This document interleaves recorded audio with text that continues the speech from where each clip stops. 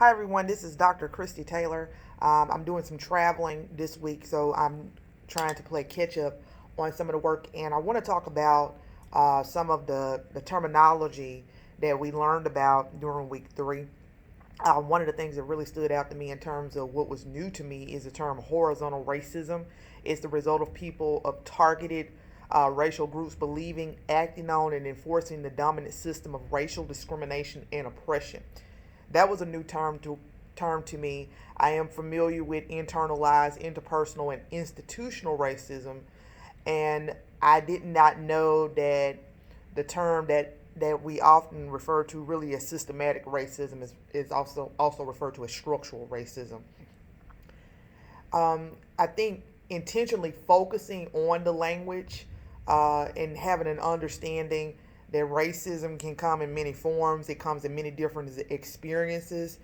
It really helps to me to be more aware from a leadership standpoint and more conscious of how I approach the topic of racism.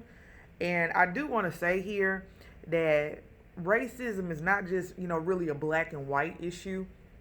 It is, it's across the board. There's racism even within black culture. There's different types of black. There's different types of white. So those are the types of things that we need to have more of a discussion on as well. There's, racism in terms of culture. And I really think that the videos that we had an opportunity to watch this week, when we talk about the experience of our Native American brothers and sisters, as well as our Asian American brothers and sisters, those really stand out to me because it's not just a one-sided talk on African American and Caucasian Americans and that experience, even though that experience often dominates the conversation. Now, I'm going to talk a little bit about privilege because I am African American. I grew up in Mississippi, but I was sheltered from a lot of things.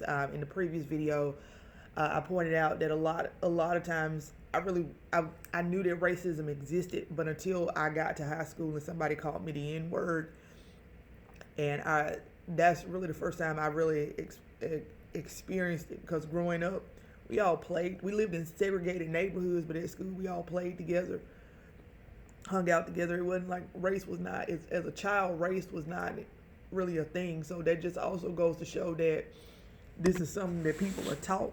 This is not something that children know naturally. I will say that compared to my brothers and sisters in the inner city areas, I haven't experienced certain types of racism. Like, I haven't experienced what it's like to be racially profiled by the police. But I will tell you this, as someone who works in higher education, I have experienced people looking at my skin tone and associating that with my intelligence, because there have been times where I have literally had to go down the list of all of my degrees in education and my awards, and just imagine you having to recite your resume just to be accepted, and we shouldn't have to do that. When people say, oh, well, when people find out I have a couple master's degrees and a doctorate degree, that I'm having opportunities like this to participate, that totally changed their perspective and interactions with me. Or that I have a military background. It's all of this superficial stuff that people don't actually take the time to get to know me and what I actually have to bring to the table. But as far as, when I look at some of the experiences that my other brothers and sisters have had, yes, I have faced those challenges, but some challenges I also have not experienced just because of the way I grew up, where I grew up, and how I grew up. I think that in some instances whereas I face challenges because of and maybe I may be put in a posture to have to discuss, well, I have this accolade or that accolade. I also think that brings a certain amount of privilege for me in terms of what happens once people know that I have these titles behind my name. Then I get treated a little bit different. I remember one time I went to a grocery store though, and I would never forget this. The lady, I've come to this grocery store often, and I'm always in my work clothes. But this particular day, I was kind of just like I look right now, just in some lounging clothes. And when the lady asked me what I was going to pay with, she said, "Will that be cash or it's like a food stamp card or something that she asked me for, like a WIC card?" And I said, "No, ma'am, it'll be with my debit card." It was kind of insulting.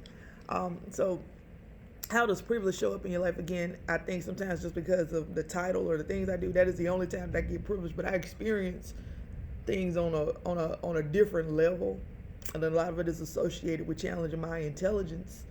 But I haven't had the instance of people following me around in stores and some of the other challenges that my brothers and sisters have had. I think a lot of it is associated with assuming, making assumptions on my intelligence level. And there are a lot of us out here that are super smart, black, white, yellow, purple. Yeah, like I say, I've been called the N-word. I've had people, put their money down on the counter. I have literally, being from Mississippi, I come from a mixed race family. I literally have family members that will not acknowledge my side of the family, and they're members of the KKK.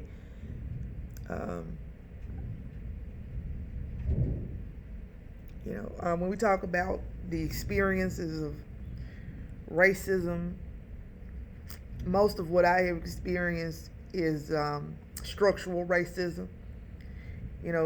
Public policies, institutional practices, those types of things. Now I have not answered the case study yet, but it's really funny because I have worked so hard to prove that I don't necessarily have to be somebody's affirmative action plan. A lot of times I get picked up for things because I fit the role of affirmative action. I'm a black woman, I'm educated, I'm a military veteran, so they can fill a lot of slots and cross off a lot of checks with that. But I'm always having to work and say I didn't, I remember once when I got my first job as a professor, somebody sued the college under the notion, a white lady sued the college. The college only had two lawsuits in the history related to race. She sued the college because she said that I only got this job because I was black. And that haunted me for years. But the truth was, I got the job because I scored higher than her. I scored 1 point higher than her in the teaching part. So, I have felt other people's privilege. And I even saw that in the case study when I was reading some of the comments in the actual article itself. I have felt other people's privilege. I have experienced privilege based on my title and military status. But I've also experienced a lot of racism, and most of it structural, or people that are feeling like they're entitled to certain things.